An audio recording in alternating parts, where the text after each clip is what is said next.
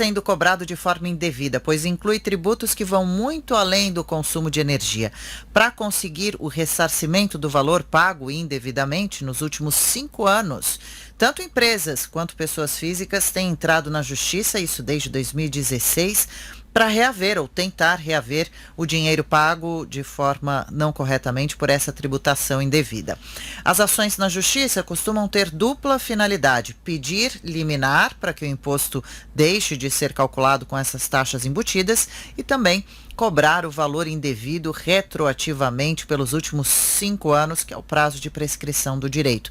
Vamos falar desse assunto agora com o entrevistado. A gente recebe gentilmente aqui no Pan News o Dr. Rubens Ferreira Júnior, advogado tributarista. Doutor, boa tarde, bem-vindo ao Pan News, a Jovem Pan. Obrigada pelo seu tempo aqui conosco. Muito obrigado.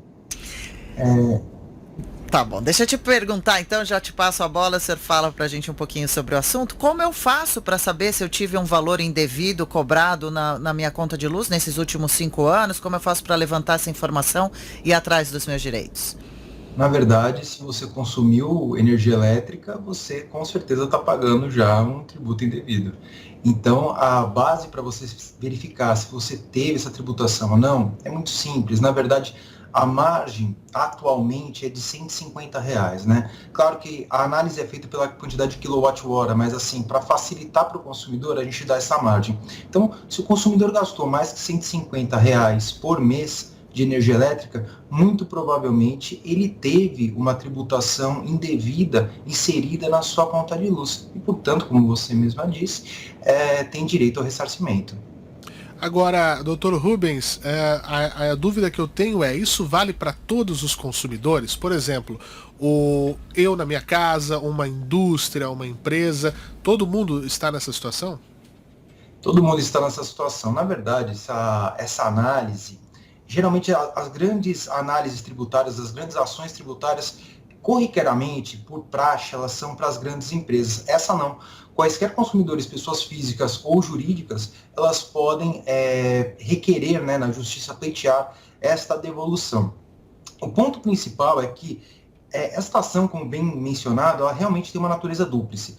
Em primeira análise, você reduzir a sua conta de energia elétrica e, em segunda análise, você pedir a restituição dessa quantia devida. É claro que os valores vão variar muito conforme o seu consumo. Se você é aquele pequeno consumidor que gastava lá R$ 150, R$ 200 de energia elétrica, você vai ter um valor um pouco menor a ser restituído. Mas, claro, a diminuição na conta de luz é daqui para frente, né? Daqui para frente você não pagará mais esses encargos incidentes sobre o ICMS e energia elétrica. De outra banda, os grandes consumidores, as grandes empresas que consomem, principalmente os industriais, que a indústria tem necessidade muito grande de energia elétrica, ele terá uma restituição maior e terá um abatimento muito mais significativo em sua conta de energia elétrica. Sim, e, doutor, por que esse erro de cobrança? Seria Na algo verdade, de má fé ou realmente aconteceu sem querer? O que é cobrado além do uso da energia elétrica embutido ali na conta? Eu consigo olhar a minha conta, aquela que chega em casa para pagar o boleto e identificar algo ali? Se eu detectar um erro, melhor não pagar ou pague e depois corre atrás do prejuízo? para os meus clientes, eu sempre digo, você não pode deixar de pagar. Porque se você deixa de pagar, você pode ter, eventualmente, no caso do direito tributário, inscrição endividativa e depois ser ajuizado uma execução fiscal. No caso da concessionária de serviço público, você pode, depois de 3 meses aí que você não paga a conta, você ter a sua conta cortada. Mas, focando na sua pergunta estrita, o que acontece? O governo, ele age, e eu entendo que isso daí é uma notória má-fé, ele age de uma forma a tentar mascarar aumentos de tributos. Então, o que ele faz? Em vez de ele aumentar as alíquotas, ou então simplesmente deixar claro, expor que ele está fazendo um aumento da carga tributária, o que ele faz? Ele mantém a alíquota é a porcentagem, né, que incide sobre o tributo. No caso da ICMS energia elétrica é 25%, mas esse número ele é variável dependendo do estado que a gente está falando. Então, você tem lá 25%. Em vez de ele mexer nesta porcentagem que denunciaria que está tendo um aumento na conta de luz, o que ele faz? Ele começa a entuchar na base de cálculo uma série de encargos, né? Por exemplo, nós temos como encargo, se vocês verificarem, abrirem a sua conta de luz, vão ver que está escrito lá, encargos. tem lá também taxa de transmissão, taxa de distribuição. Isso incidindo em cima da energia elétrica. Então, veja, quando você consome a mercadoria energia elétrica, você está pagando ICMS sobre a energia elétrica, não sobre os outros encargos. Aliás, tecnicamente falando, a terminologia encargos nem deveria aparecer. Você tem que saber especificamente o que está sendo cobrado para você. Mas tudo bem, vamos deixar isso para uma outra oportunidade. Coloca-se lá, encargos, taxa de transmissão, taxa de distribuição, embutindo isso na base de cálculo do ICMS. Coloca-se lá o ICMS, não o valor que você consumiu, mas sim o valor mais esses outros encargos, o que encareceria o valor do tributo e, por consequência, a própria energia elétrica. Agora, o que as pessoas podem fazer? Como elaborar esse cálculo? Deve procurar um advogado tributarista? Para quem tem essa dúvida e quer fazer esse ressarcimento via justiça sempre? Sim, tem que ser feito via justiça, não pode ser feito pela via administrativa. A análise dessas ações, elas estão nos tribunais superiores agora sobrestados. Nós tivemos algumas liminares em sequência alguns anos atrás. Agora elas se encontram sobrestadas, mas vejam, qual que é a importância de você já ingressar com essa ação? Da data que você entra com a ação, você tem um retroativo de 5 anos. Se for deixando isso para depois, é sempre um mês que se perde lá atrás. Aqui, a análise obrigatoriamente tem que ser feita por alguém credenciado, tem que se procurar um advogado tributarista, um advogado que tenha um conhecimento basilar de direito tributário para que se proceda esse cálculo.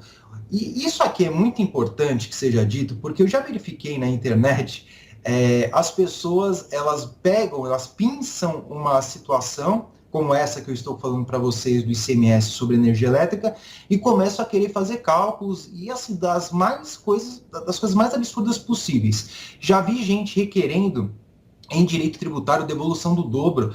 O Código Tributário Nacional nunca falou desse negócio de devolução do dobro, não. Você tem direito a restituir o valor que foi pago indevidamente, mas você tem essa proliferação. Então é muito importante que quando você procurar uma pessoa, pegue um profissional credenciado, uma pessoa que efetivamente você confia, que você sabe que vai trabalhar de forma devida para buscar o seu interesse e diminuir a sua conta de luz e, por consequência, a tributação inerente a ela. Perfeito. E as notícias que dão conta de que a luz vai ficar mais cara, é possível dizer já mesmo, desde já, que isso vai acontecer? E esse processo que o senhor está encaminhando, sugerindo que as pessoas procurem, ele é demorado? Pode levar muito tempo? Atualmente nós estamos tendo um probleminha, ainda mais por conta da pandemia, no Supremo Tribunal Federal, né? O que eu vou dizer aqui é até muito triste. O que nós estamos verificando atualmente é que as análises tributárias, elas estão sendo sempre postergadas. Então, o que geralmente demorava um tempo, está demorando um pouco mais.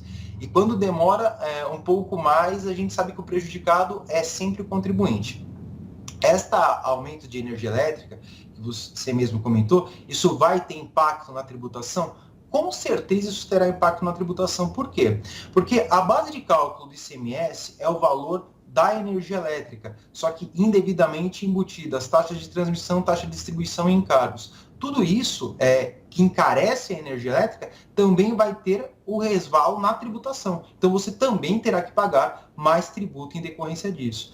O ponto cerne aqui é que nessa fase de pandemia, tendo em vista a situação perpetrada pelos tribunais superiores, está demorando um pouco mais do que o devido.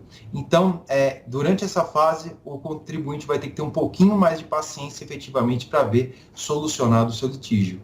Só que eu gostaria só de ressaltar que o que eu disse inicialmente ainda vale. Cada mês que se espera para entrar é um mês que se perde 5 anos atrás. Então, isso tem que ser bem pontuado para que o contribuinte consumidor tenha consciência disso. Agora, eu gostaria de saber também, Dr. Rubens, saindo um pouco dessa questão apenas da conta de luz, porque a impressão que nós temos, né, o brasileiro, é que a gente é muito tributado, e a gente sabe, né, de uma maneira muito simplista, até me perdoe, mas é isso, tributo tem que virar serviço, né, para a população, né? Seria essa a ideia inicial, mas não é o que a gente vê aqui. Nós temos uma sensação de pagar tributos, de itens e serviços que às vezes são bitributados, né? Nós temos aí uma reforma para acontecer. Eu gostaria da opinião do senhor. Nós precisamos mesmo, com urgência, rever o sistema tributário brasileiro? Olha, a sua questão é polêmica, e é bem polêmica e eu vou te dizer o porquê. A maioria dos meus colegas tributaristas que a gente verifica na academia, né, a maioria diz que é necessário que você tenha uma reforma tributária para simplificar. De fato é. Só que assim, antes de simplificar e fazer uma reforma tributária, era necessário que se cumprisse a Constituição de forma efetiva, né? Porque não existe reforma que dê vazão e que consiga dar solução para o problema brasileiro se você não cumpre o que está escrito na Constituição. Só para te dar um exemplo aqui, aproveitando que a gente está no barco do ICMS, vamos falar do ICMS. Sim. O ICMS, segundo as normas constitucionais, ele poderá ser seletivo. O que significa ser seletivo? Aqueles produtos que são mais essenciais, eles terão uma tributação menor. Aqueles tributos menos essenciais, como por exemplo o cigarro, ele terá uma tributação maior. E veja, essa norma, ela não é obrigatória na Constituição, mas por uma questão de justiça fiscal, é adequado para que o administrador, para que o legislativo assim proceda. Como é que você justifica que você tem uma tributação de ICMS de energia elétrica de 25%? Não é um serviço essencial? Mas é claro que é. E como é que você explica uma bebida alcoólica, por exemplo, ser 18%? É uma situação que é no mínimo emblemática. Se a gente for analisar a reforma tributária, ela é bom para o Brasil? Se ela seguir os ditames constitucionais e se de fato ela for seguida. Querem diminuir a carga tributária. E assim, as manifestações a respeito da reforma tributária aqui no Brasil, eles já informaram que não vai ter desoneração de tributos. Aquele que está achando que vai pagar menos tributo, vai cair em ledo engano. Porque o que eles especificaram é que você vai tentar um sistema para facilitar. Você vai diminuir a quantidade de tributos. Você vai ter o IBS lá, o Imposto sobre Bens e Serviços, e esse daí vai tirar o ICMS, vai tirar o ISS, vai até tirar o PIS e a COFINS, que realmente são tributos de uma complexidade muito grande. Só que veja, o micro e o pequeno empresário, ele já está figurando no Simples Nacional. Então, ele teoricamente deveria ter uma simplificação no desenvolver da tributação do Simples Nacional. Só que veja o que aconteceu. Em 2015 nós tivemos uma reforma, veja que não faz muito tempo, que dificultou a análise do Simples Nacional, gerando mais encargos ao micro e pequeno empresário, que é como aconteceu com o diferencial de alíquota, o DIFAL, que recentemente foi julgado pelo Supremo Tribunal Federal. Além disso, nós não tínhamos, inicialmente, muitos casos de substituição tributária, que geraria uma contabilidade para o micro e pequeno empresário. O que fizeram? Alterar a lei do Simples Nacional para começar a computar maior quantidade de substituições tributárias. Então, veja, o problema não é a Constituição. O problema é o administrador que não cumpre o que está previsto na Constituição Federal. E advirto, se forem realizar esse tipo de reforma, como aparentemente vai realizar, tem que fazer nos ditames constitucionais, senão vai dar problema, e vamos tapar o sol com a peneira. Na verdade, isso daqui é uma técnica que a administração pública utiliza. Tudo que é novo, aparentemente é bom. Tudo que você faz, que é novidade, parece que é bom, o que não necessariamente corresponde à realidade. A administração pública, no exercício das suas atribuições, e aqui eu digo administração pública em seu sentido lato, abarcando também o legislativo, ela tem que fazer a análise da coisa pública, tomar conta da coisa pública, a fim de prestigiar a justiça fiscal. Então, não adianta nada você chegar e fazer uma série de desonerações sem prestigiar o micro e o pequeno empresário. Nós tivemos outras situações aqui também vinculadas com relação à pandemia que beiram um absurdo. Por exemplo, como é que você vai ter a análise, o perdão de 1,4 bilhões de igrejas, sendo que você teve uma desoneração e um arrojo tributário? Fica difícil você analisar. Aí vão falar, sim, mas a igreja não paga tributo. De fato, a igreja não paga imposto. De fato, a igreja não paga imposto. Só que as contribuições sociais, ela tem que pagar. E aí como é que fica essa situação? Vai jogar isso na conta de quem? Do micro e pequeno empresário, não tenha dúvida. Pois é, agora o senhor como advogado tributarista, com o conhecimento que tem, experiência no nosso país, o senhor falava há pouco em paciência, é complicado, o brasileiro até para pagar a conta precisa ter dificuldade, esse tomar cuidado, é cansativo, ter trabalho, possivelmente agora ter que contratar advogados para ver a conta de luz, se está certinho ou não. O brasileiro é de correr atrás desse desfalque ou ele deixa para lá, afinal de contas, vale mais a pena pagar para não ter toda essa dor de cabeça? O que você diz com relação a isso e sugere até? Olha, sua pergunta é importantíssima e foi num ponto crucial da análise do sistema tributário no Brasil. O que acontece? É da natureza do brasileiro deixar para lá. Mas veja, ele não deixa para lá quando nós falamos de relação de consumo, por exemplo. Eu acho curioso. O brasileiro, não sei se isso decorre diretamente da época do regime militar, que teve reflexos agora, mas existe um medo de entrar com uma ação contra o Estado, que é uma coisa impressionante. Se você tem um advogado de confiança, por exemplo, no escritório que eu trabalho, esta análise da conta de energia elétrica, a gente nem cobra para fazer esse tipo de análise. Por quê? Porque já são clientes que a gente trabalha eventualmente, e então eles trabalham com uma série de ações, a gente faz isso daí de plano para eles. Agora, tem que, de fato, buscar os seus direitos e tem que buscar que você entre em contato com o advogado de sua confiança ou com o advogado que você entenda que seja adequado para a resolução da demanda, porque também não adianta você pegar um advogado que não entende de direito tributário. Você, vou falar com o fulano de tal que fez a minha separação, que fez o meu divórcio, o inventário, ele eventualmente pode não saber como é que trabalha isso. E não é culpa dele, ele se especializou naquela área, né? Ele não se especializou no campo do direito tributário e tudo mais. Mas retomando a sua pergunta, o que eu mais verifico na prática é uma situação a seguinte, principalmente empresariado. Não, vou deixar isso para lá porque se eu pegar e entrar com ação contra o poder público, eu vou tomar fiscalização. Isso é de uma ignorância tamanha. Porque hoje em dia é absolutamente tudo informatizado. Então, veja, ele já tem as informações que você declara. Não vai ser feita uma auditoria dentro da sua empresa nem nada do gênero. O que acontece é que você fazer com informações que você declara, o advogado tributarista vai verificar se você está pagando tributo a mais, se você está pagando tributo a menos, e te dar um parecer com relação a isso. Agora, deixar para lá é se acovardar dentro de uma celeuma, dentro de uma discussão, em que o contribuinte poderá ser prejudicado. E assim, é evidente que aqueles que correm atrás do seu direito, principalmente o empresariado ou o contribuinte pessoa física, aquele que corre atrás tem benefícios. É óbvio, mas por quê? Porque está sendo instruído de forma mais adequada possível. O que não pode é ficar nesse acovardamento achando que vai ter algum tipo de fiscalização, sendo que hoje é absolutamente tudo informatizado. Veja, e isso, hoje em dia, não faz o menor sentido. Antes, quando você tinha que ir lá, você tinha contato direto com o fiscal, e aí podia tomar o fiscal ficar meio bronqueado com a pessoa, porque estava lá impugnando, era uma realidade. Mas, né, nos dias atuais, a pessoa ainda permanecer nessa mentalidade, veja, é falta de conhecimento mesmo.